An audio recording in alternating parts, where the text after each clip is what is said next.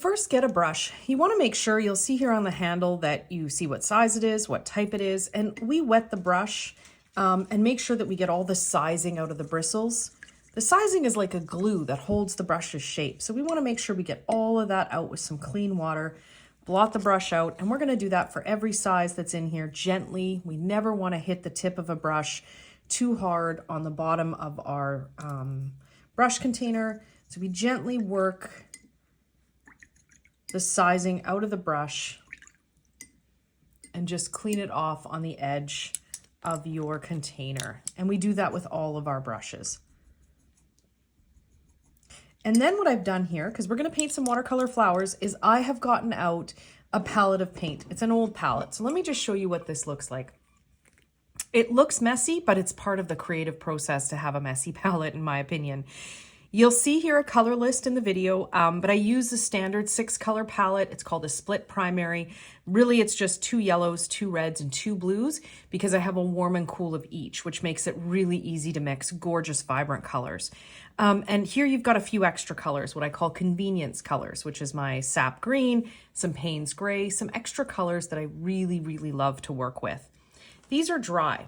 So that means that I haven't started painting with them today. They've dried up from yesterday. I'm just going to put a little drop of water in each one. I could get out fresh paint, but I don't need to.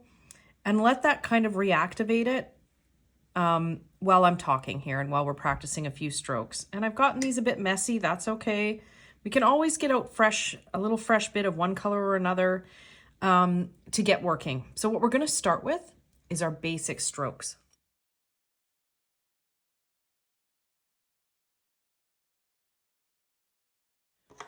We're going to start today by practicing one of the most foundational strokes that's out there. It's called the comma stroke. And I learned this stroke from my mentor, Priscilla Hauser, probably 28 years ago. And I'm mixing up a little bit of Quin Rose with my permanent red light to get kind of a medium reddish color. And I'm going to take off a little bit of the excess paint here. I could also come along if I wanted a more consistent stroke and just tap off some of the excess on my paper towel. But in this case, I actually really want a very wet brush just to show you the effect. So a basic comma is a touch, press, lift, and drag. Leaves a little tail. Touch, press, lift, and drag. And when we drag, we do what's called airplaning off the surface. So airplaning means, and I'm just going to turn this a little bit more this way, touch, press, lift, and drag means we lift off the surface like an airplane taking off from the ground. I don't want you to worry if you've got a thin enough tail at the end. If you don't, it doesn't matter, because when we're actually painting flowers, it really doesn't matter. So this practice here is a part of what's going to give you some pretty exceptional hand-eye coordination. And we can make littler ones. You can see here already that this kind of forms the shape of a petal automatically without even thinking about doing a petal. And the goal with practicing your comma strokes is to get to that point where you forget you're painting a comma stroke and you just start painting some flowing petals. So let's take a look at a straight comma. Touch, press, lift, and drag. You can already see where we're going with this. Little leaves. So the more pages of commas you can practice, the better off you are. Let's do a comma going the other way. Try not to sit your hand in the paint. And for many people, they'll find one side or the other is easier for them to pull a comma. Doesn't matter. Just practice. A little bit of practice goes a long, long way. And if you've never seen a comma before, you've seen these painted. Many self-taught artists are doing commas without even knowing they're doing commas. And it's really just a name for something that kind of helps us understand what it can achieve. I want to show you a combined comma. So take a look at this. Let's do one. Lift, airplane off the surface. Let's do one right beside it. You can really see the formation of a petal there. And the cool thing is, they don't have to start in the same place. So if I start one here, I might come down here, and then I have almost a jagged petal. And I can control my watercolor by pulling or pushing it in whatever direction I want. I can also come in and just reshape things. So the comma is your foundational stroke. Let's put 3 together. And let's add a little bit more color at the bottom here.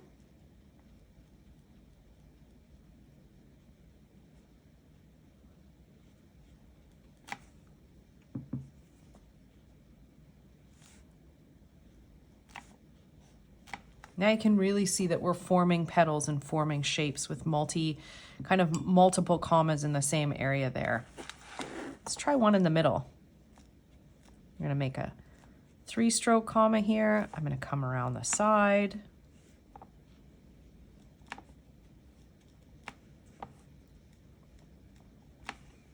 So there you have it. There's your basic comma with a round brush. Now let's talk about the filbert, because the filbert is probably, you could even call the filbert a flower brush. It's just perfectly made to create beautiful floral shapes.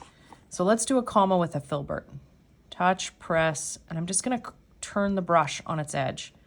Do you see the way that creates this almost perfect petal stroke?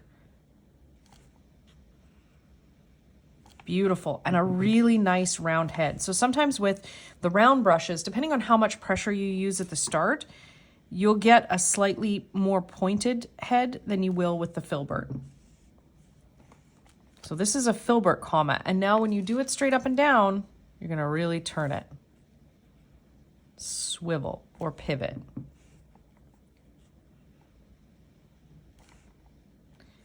And let's do the other way. Now these Callia brushes have a range of different hair types in them, filament types we'll call it, because they're not natural hair, they're synthetic hair.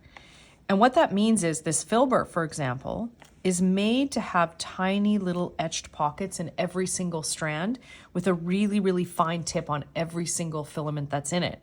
So what that means is the paint and water go up and they soak into those little pockets and they hold and they distribute with pressure evenly and beautifully. So it's probably one of the most beautiful.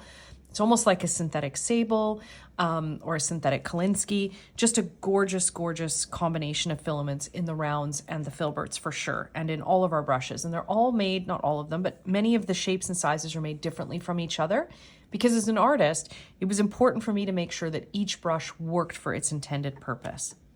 So the cool thing about a filbert is also some of those edges, just like the round brush that you have there. Let's come along here. You get a really nice chisel edge. If you were working in different mediums, they blend beautifully. The beauty of the round, let's go back here a step, I forgot, is that fine, fine point, just like a liner. We're now gonna work on a different stroke. So we've been playing with our comma strokes. What happens when you do a comma stroke backwards? Also a fundamental flower painting technique is what we call the backwards comma. So let's give that a shot. So let's imagine for a minute that we're going the opposite direction. Touch, pull, press, and lift fairly abruptly. Touch, pull, press, lift. Now you might say, why not just do a regular comma?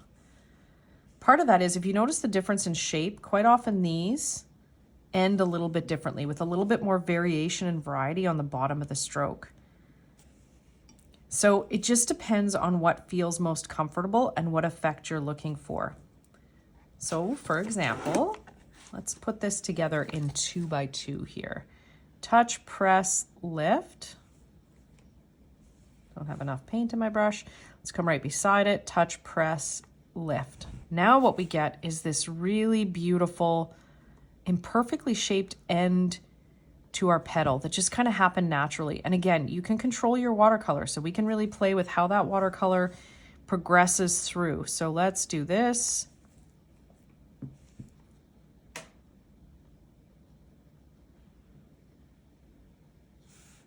I can finish it at the end if I wanted it to be a little bit longer. I can really do a whole bunch of different things with the backwards comma. Backwards commas make really, really pretty leaves as well. And we can even do a 3-stroke petal. So you can really see how this simple stroke forms really gorgeous kind of imperfect petal edges. And of course, by imperfect, I mean that as a compliment.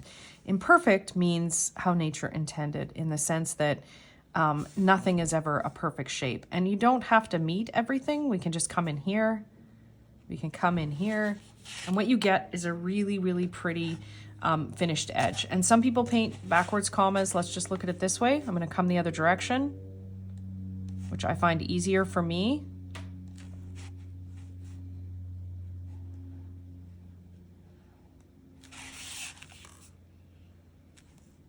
Running out of paint. Now what we're going to do is talk about the shape of flowers. So when we're painting, sometimes when you're starting, it can feel intimidating to draw a composition. And so often at Willow Wolfe, we provide a line drawing that you can trace out or sketch from so that you feel comfortable with the painting process until you get used to it. Whether you draw it or you don't draw it, this is still a good thing to practice. So I'm just going to put a dot for the imaginary center of the flower. And I'm actually using a pen here, not a pencil. And then what I'm going to do, and you wouldn't necessarily draw this on with a pen, but I just want to make sure you can see it on camera. I'm going to make kind of a little star here. Growth direction is really important in petals. Often we're pulling in toward the center because it's growing from that center in that direction. Sometimes we're pulling out from the center, but the important thing is that it points towards here. So let's give this a shot. So let's say I want a 2-stroke comma. I'm going to bring it in toward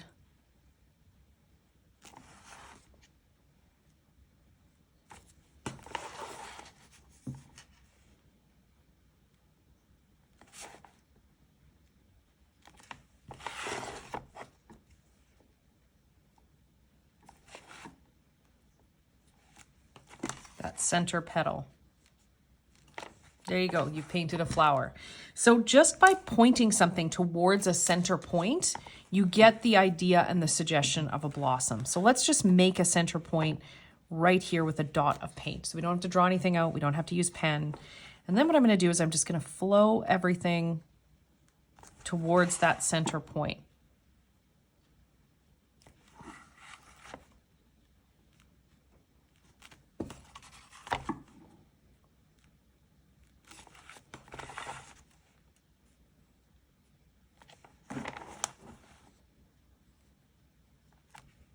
Now, there we've created a little blossom. Doesn't matter if it's got 4 petals, 5 petals, 6 petals.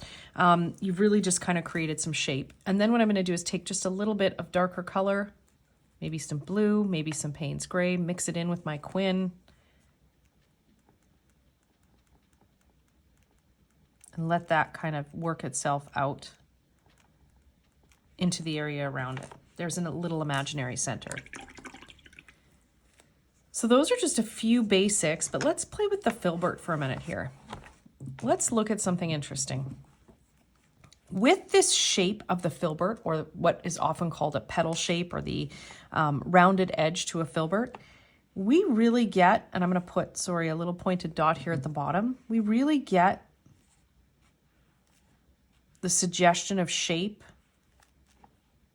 right off the bat. And this is often the technique that we use when we're painting peonies. So basic strokes, and it's a suggestion of a flower, all coming in toward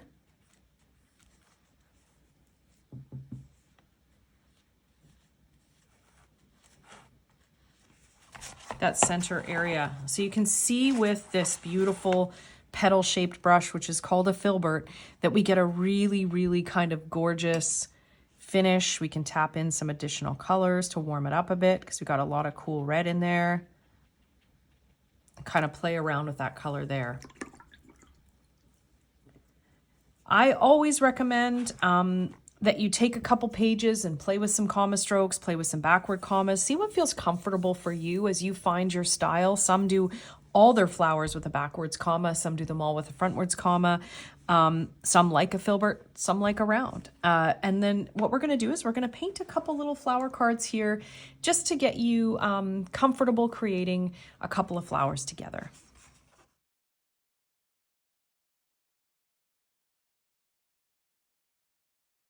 Have handy. I've now got a 6 Callia round in my hand.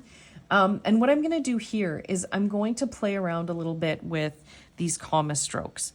And I'm gonna mix my Quin and my yellow.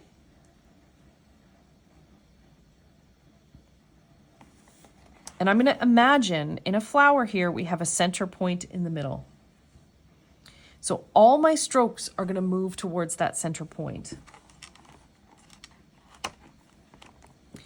So I'm gonna start here. And what I've done is I've actually traced the design onto the surface, just the outer edge, so I have a little bit of a guideline. And there's nothing wrong with doing that. If you feel comfortable doing that, and then while it's wet, I'm just gonna tap a little bit of color into the bottom with straight Quin rose. So I'm just gonna repeat what color mixes I have. This is a little bit of Quin rose mixed with Pyro Red Light and a little bit of yellow. And then at the bottom, I'm just dropping a little bit of straight Quin rose just to shade that area there. And so when I'm doing these strokes, I'm just gonna get some more color, a little bit of yellow in here. Make sure I thin it down so it's not too dark. To do these strokes, I'm coming in and I'm touching and dragging at the bottom.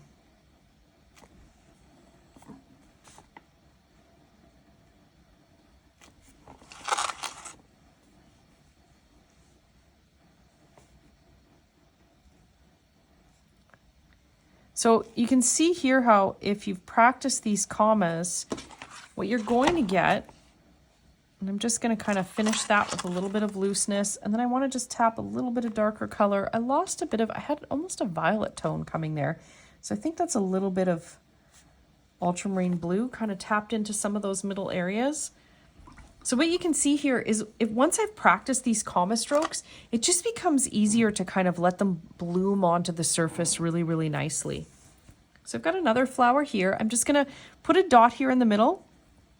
That way I know which direction I'm pulling in. And I often work with a lazy Susan, and that way I can just consistently turn the piece around very, very easily.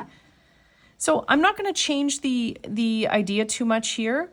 I'm just gonna use kind of that orangey tone. In this case, I'm going to start with these petals here. And I'm just compiling those commas. That's quite orange. I really, really like that. Just going to drop a little bit of extra color at the bottom.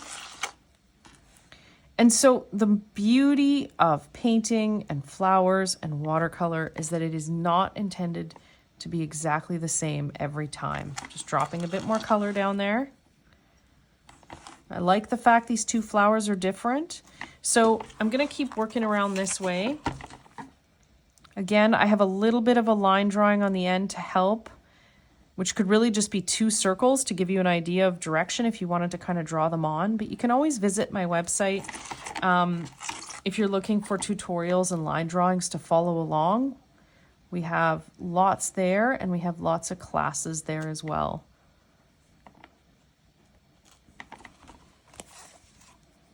I'm just going to come into this. I think I'm going to make this 1, 2, 3, 4, one last petal.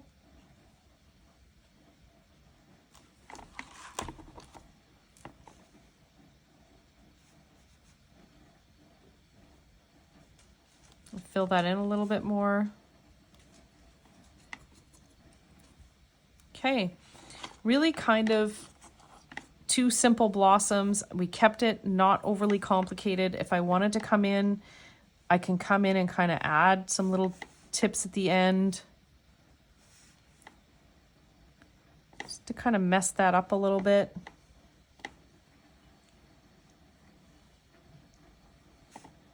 Add just a little bit while it's still wet. I want just a bit of that Quin rose to make sure that I tie in these 2 petals together. So the beauty of the comma is that once you've learned it, when you're compiling it onto one surface as one flower, it does not have to actually look like a comma. It's just helping you make sure that the flow and the direction and the hand-eye coordination there is in place.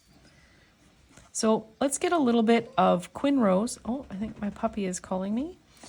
And I'm hoping she's gonna just hang on for 1 more minute while I get a few more things on here. And I'm gonna come in and just add some little dots, and this is just with a little bit of Quin Rose and Ultramarine Blue.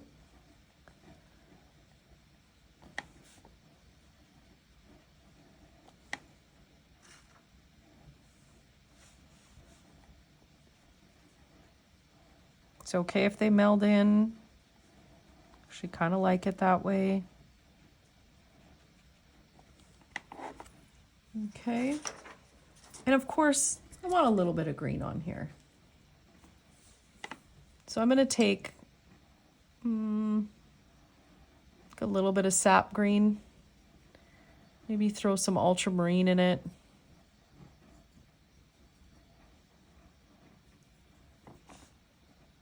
Let's do a backwards comma.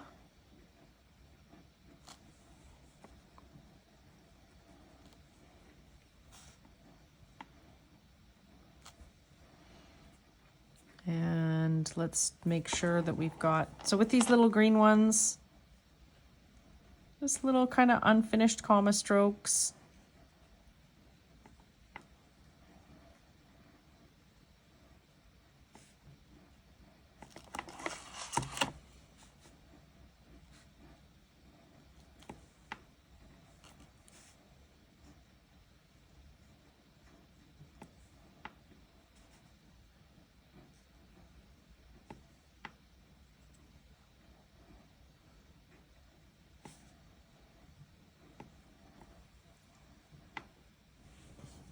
We're going to work on a little backwards comma flower here.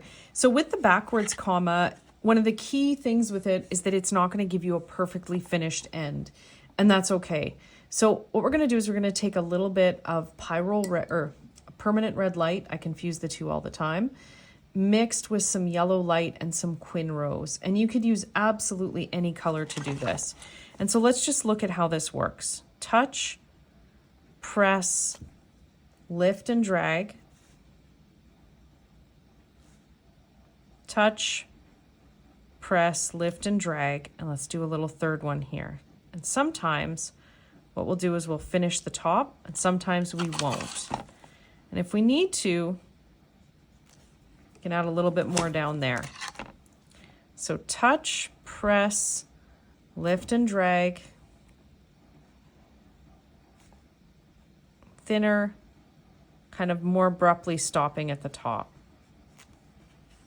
What this does is give us kind of a really wild edge to our petals. Touch, press, stop, touch, press, lift abruptly. And we want to make sure we leave some little bits in here that are open, because that's kind of one of the beauties of loose watercolor flowers. So let's go, and you don't have to paint completely backwards. Touch, oops, I just did a regular comma pretty much. Oh, I came past the edge there. So let's just show you what we can do with that. So let's just come around this corner. So you get this like really wild, beautiful flower.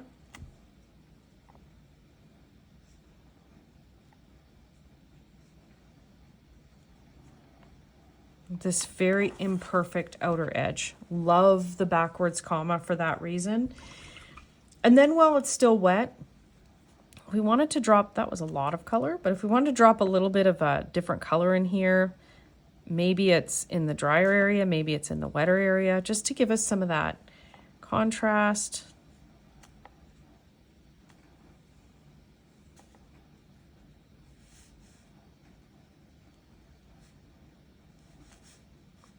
Now in the middle, I'm just going to add some little dots.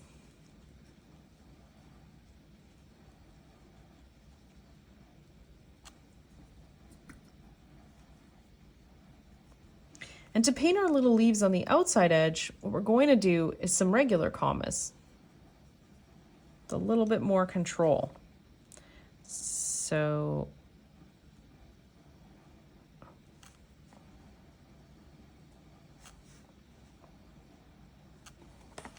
and we just kind of have a little bit of fun with it.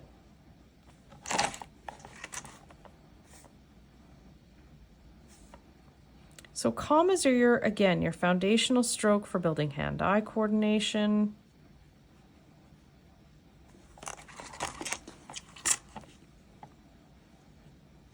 and for forming shape on little flowers. And there's a very basic blossom to get you started.